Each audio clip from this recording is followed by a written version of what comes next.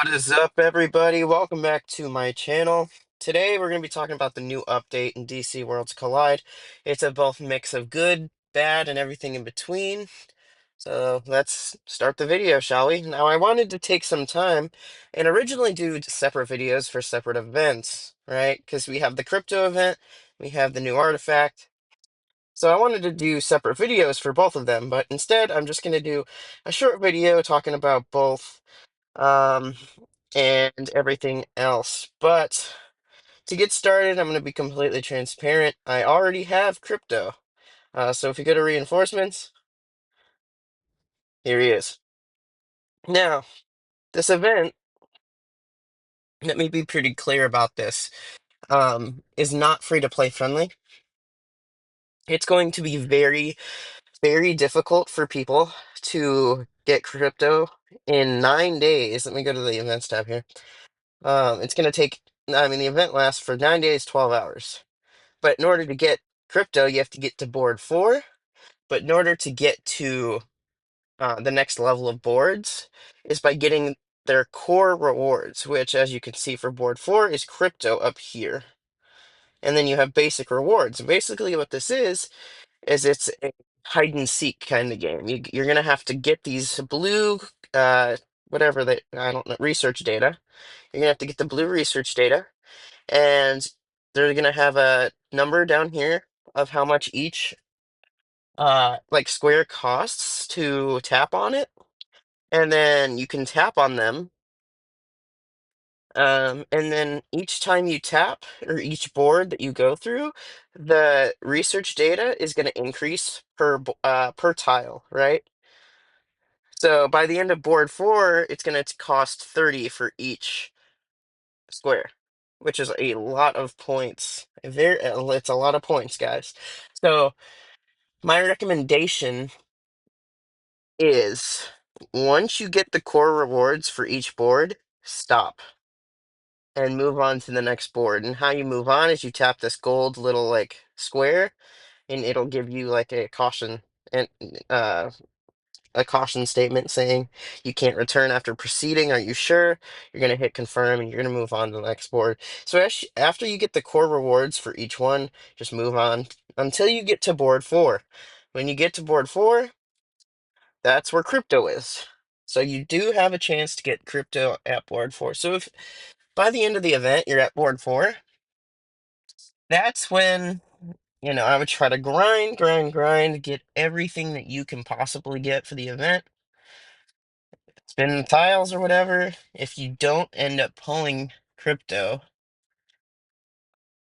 maybe you would want to go to the store and purchase like a $5 bundle or something like that.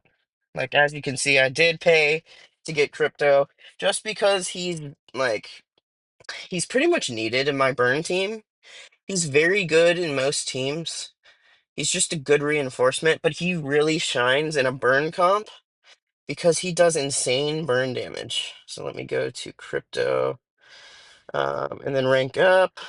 So attack applies 1 stack of dampen, um, applies 3 stacks of burn at level 5. But that's just his skill level. So if we go down here, he applies dampen and burn, which detonates at 4 stacks. Detonations deal superpower damage equal to 60% attack for each stack present. So not only is he doing dampen, but he's doing burn. And burn is my main team's comp, right? And his description here is Crypto flies up and blasts all enemies with his heat vision, dealing superpower damage equal to 100% of his attack power and inflicting 2 stacks of burn. Okay, so let's say we level Crypto up to rank 5. He'll apply 3 stacks of burn on his skill level, and then he'll apply 2 stacks of burn for his skill description. At least I'm pretty sure that's how it's going to work. So he's going to hit you for 5 stacks of burn with dampen. Like, he's already being crazy on my team. He's already crazy, and I'm gonna do a separate video showing how he interacts with my team and stuff like that. But again, this is only a showcase of the event. So if you want to get crypto, I wouldn't spend on it right away. I just did because I really needed crypto for my team. He just works very well with it. But I would go through the event, try to get to board four, and if you can't get crypto by the end of it, maybe consider. And I'm not telling you to spend money on the game, but this again, this event's not going to be very free to play friendly. So if you can't get him by the end, if you have the $5 or the $10 to dump into this, you might actually be able to get him like I did. So highly recommend crypto. He's very good. Very good. Now, if you have to spend $100 on him, I don't know. It depends on what your team consistency is. If your main team is a burn team, if you have a burn team that you want to improve or update, crypto is huge for that team. Anywhere else, he's not necessarily needed. He's good, but I don't think he's needed. So if you have a burn comp, definitely run him. But again, this event's going to be very difficult for a lot of people. So just keep that in mind. Next is the artifact, and that is this right here, the Cronus Power Gauntlet. I know a lot of YouTubers are excited for this. I know some aren't really all that hyped for it. Shields applied by the bearer also grant 10% damage resistance for 2 turns. Now, this can only be equipped on Green Lantern characters. So, Guy, Green Lantern Guy, John Stewart, Jessica Cruz, and Hal Jordan. Am I missing anybody? I don't know. But you get the point. Only on Green Lantern characters. So, I don't really need this. I don't really run Green Lantern characters all that much. I'm going to be completely honest with you. I don't. But it's not bad. If you're running a team that consists of a Green Lantern character, especially like John Stewart, I feel like this is really good for. Or maybe Guy Gardner. But I don't know. Putting this on Jessica, I mean, it's good. It's going to do stuff for you, but it's just not game breaking. I don't know. That's my thoughts. I mean, it's cool, but it's not needed for me because I haven't, my teams aren't consisted of the characters that are required for it. You know what I mean? So, but it's cool. I mean, it gives you another 1,500 or 15,000 increase in HP, which is always, really nice. And then as you rank this up and stuff, it becomes better. But again, if you don't run Green Lantern teams or a Green Lantern character, I don't think that this is really needed all that much.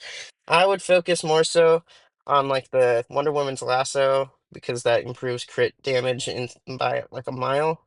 It's really good. I have him on Superboy. I have that on Superboy right now. And I would focus on the Philosopher's Stone, to be completely honest with you. It's kind of broken. Same thing with the Atlantean helmet. This thing is awesome for tanks.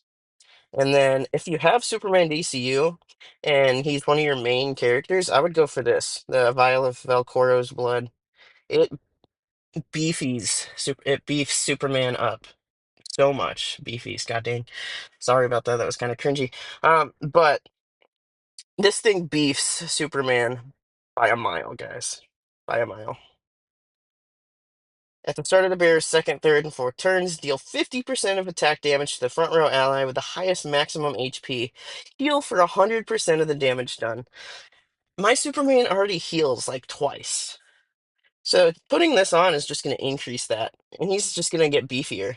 Like, it's insane. This I just pulled two of. It's not that special. I mean, it probably could go on Two-Face if you put him in the front row. But again, I have it on Supergirl right now because it does apply like frostbite effects and stuff like that. But I wouldn't recommend this too much. It's very specific, and my characters aren't really where they need to be to even consider that right now. But yeah, the first, so the Vial of Blood, Atlantean Helmet, the Philosopher's Stone, and the Lasso, highly recommend trying to get. Chaos Crystal, eh. I mean, it's very niche. It's good, but it's niche. But at the same time, it takes away health, and in this game, health is so vital. So it's kind of, it's just it's very niche, guys. Very niche. But that's pretty much the update. I don't know if there's anything else. Yeah, I think that's it. Um, If I'm forgetting anything, let me know in the comments. I don't think I am for the most part. Other than like War World here with Elite Arena, there's like a new season rules. So physical damage is reduced by 70%. Characters with a dampen tag have 100% increased HP, defense, and attack. So just keep that in mind when you're creating your team compositions for Elite Arena. I'm most of the time top 20, but I haven't really played all that much, so I'm right there, which I'll have to do whenever I get the time. I got to go to work here, so I'm trying to get this out as quick as possible. But that's going to be all for the video, guys. Thank you so much for watching. Please smash that like button, comment, and subscribe. And I'll catch you in the next video. Peace.